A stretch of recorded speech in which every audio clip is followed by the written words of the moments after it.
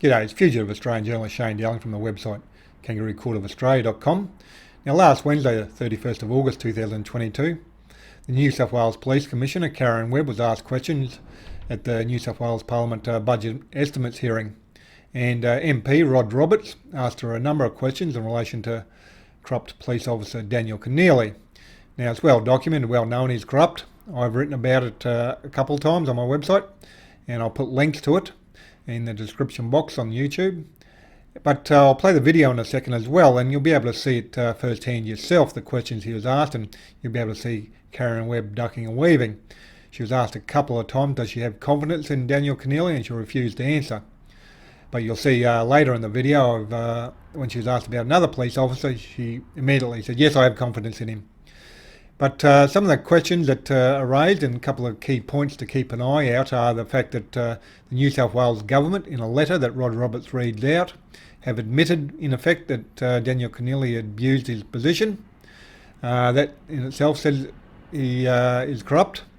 He was suspended at one point, Daniel Keneally. So at some stage they were planning on sacking him by the looks, but he's been reinstated, so there's a huge question mark over that. Rod Roberts has put supplementary questions to the Police Commissioner, which should get a response in 21 days in relation to who suspended him and who reinstated him, etc. A couple other key points to keep an eye out are where Rod Roberts accuses Daniel Keneally of being corrupt, and Karen Webb doesn't blink an eye. That's worth watching a couple times because she doesn't refute it, yet she's still employing him.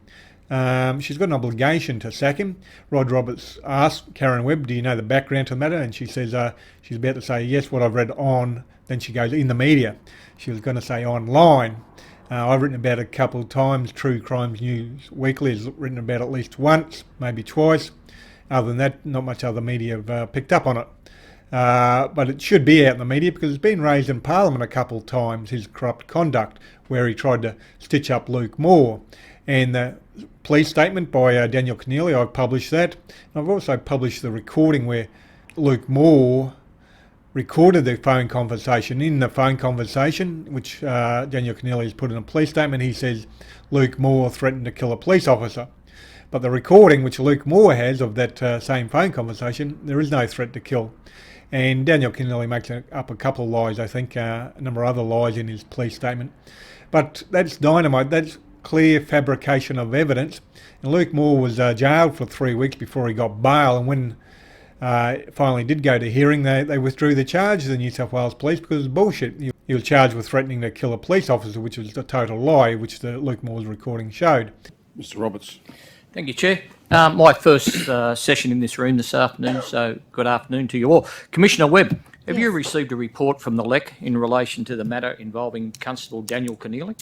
So I can't confirm or deny whether I've received a report in relation to a specific individual. What I do know is that some matters at LEC are held as private hearings, and if that is a matter that could be or may or may not be one of those matters that it's a private hearing.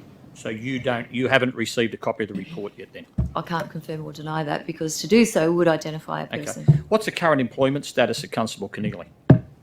That's, as I understand it, I can't divulge what it is. He's in the workplace, but I can't tell you what the duties are. Okay, so he's in the workplace and he's being paid? Yes. Are you aware of the circumstances involving the allegation about Constable Keneally? From what I've read in media and other reports, yes. Do you have confidence in Constable Keneally and his ability to perform a role as a police officer? And I asked Mr. Hudson to comment in terms of he owns Professional Standards Command, but I certainly, as I said, if it is the matter that's a private hearing where LEC may or may not have referred matters to the DPP, then that's certainly a course of action. And I understand that separately, the matter that relates to Keneally inside, how it's viewed inside my organisation, he was originally suspended and he's now back in the workplace. And that's something that we will have to review subject to what else happens. Well, I'll re-ask the same question that I just asked. Do you have confidence in Constable Keneally's ability to perform the role as a police officer in New South Wales? Certainly, like I said, the issue of him being suspended predates me. I welcome any resubmission of a report where I can consider that. I haven't had the opportunity to review that in my role as Commissioner yet. Well, I suggest you should review it. I want to tender a document then, if I may, Chair, that may assist you. It's a letter by Mackeson de Peace, which are lawyers on behalf of the state government, that says in it, and I'll provide you with a copy, the state accepts that Senior Constable Keneally was in error. This is inter alia, right? This is not the full letter. The state accepts Senior Constable Keneally was in error when he said that you wanted another police officer dead. The state regrets what was said. The state also regrets not having investigated your assertions that you had not threatened the life of another police officer more expeditiously, and acknowledges that a more timely investigation would have discovered the audio recordings that you made that contradicted Senior Constable Keneally's assertions. Now, that letter is dated the 25th of November 2021. The state knows, and the state has admitted, that Constable Keneally cocked it up.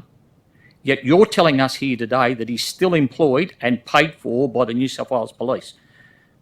You haven't considered 181D for him like you did for the police officers who simply chose not to have a vaccine? I said I welcome an opportunity to review that matter. As I said, Tender that document anyway. he's been reinstated in the workplace, and I'd welcome from his chain of command or through professional standards an opportunity to review that.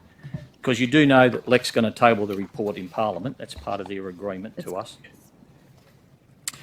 So we have someone here that's who I'll allege, and I don't mind saying it because I have parliamentary privilege, but I mean the LEC report will show it, and the state's already admitted, is a corrupt police officer. And he's still serving under your command, being paid. Yet you've dismissed 300 odd officers for not having a vaccine. Can you see some Well, it's not discrepancy 300, here? but Or 290?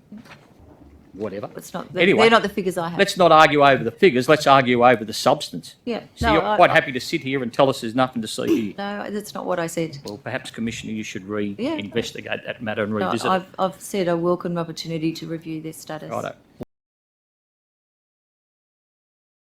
Well, You have confidence in Paul Pasanos? I do. So Karen Webb didn't create the problem. She inherited it. She became police commissioner back in January, and the issue was the issue started last year when Luke Moore was jailed on false evidence. Police statement by Daniel Keneally. And Mick Fuller, who was a police commissioner then, he should have dealt with it, but he didn't. He was ducking and weaving. So it's not Karen Webb's fault. She's inherited this problem, but she is a police commissioner now. She's had since January to deal with it, and she hasn't. She says she's read in the media about the problem. Well, what she's really talking about is my website and probably True Crimes News Weekly website, where she's read about it, and the facts are there.